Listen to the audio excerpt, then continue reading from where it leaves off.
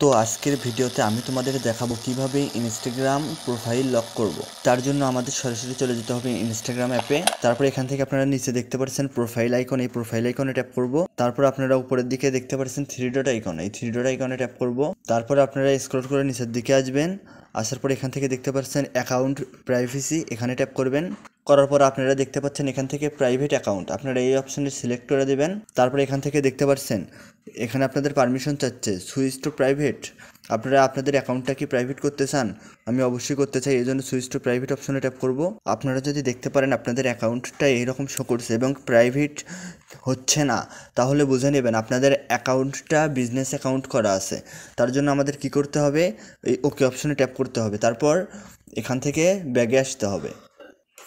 তারপর আপনারা এখান থেকে দেখতে পাচ্ছেন বিজনেস টুলস অ্যান্ড কন্ট্রোল, এই অপশনে ট্যাপ করবেন। তারপর নিচের দিকে দেখতে পাচ্ছেন আপনারা সুইচড অ্যাকাউন্ট টাইপ, এই অপশনে ট্যাপ করবেন। তারপরে এখান থেকে আমাদের অ্যাকাউন্টটা যেহেতু বিজনেস অ্যাকাউন্ট আছে এবং বিজনেস অ্যাকাউন্ট কখনও প্রাইভেট হয় না, এই জন্য আমাদের অ্যাকাউন্টটা পার্সোনাল করে নিতে হবে। এই জন্য আমরা কী করব, সুইচ টু পার্সোনাল অ্যাকাউন্ট, এই অপশনে ট্যাপ করতে হবে। তারপর এখান থেকে আবার এই রেড কালারের সুইচ টু পার্সোনাল অ্যাকাউন্ট, এই অপশনে ট্যাপ করবেন। তারপর আপনারা এখান থেকে অ্যাকাউন্ট প্রাইভেসি, এই অপশনে ট্যাপ করবেন। তারপর এখান থেকে আপনারা টিকমার্কটা অন করে দেবেন। তারপর এখান থেকে সুইচ টু প্রাইভেট, এই অপশনে ট্যাপ করবেন। আপনারা দেখতে পাচ্ছেন আমাদের অ্যাকাউন্টটা প্রাইভেট হয়ে গেছে। আমরা এটা রিভিউ করে নিই। আপনারা দেখতে পাচ্ছেন আমাদের প্রোফাইলে আসার পরে আমাদের এখান থেকে তালা ঝুলছে।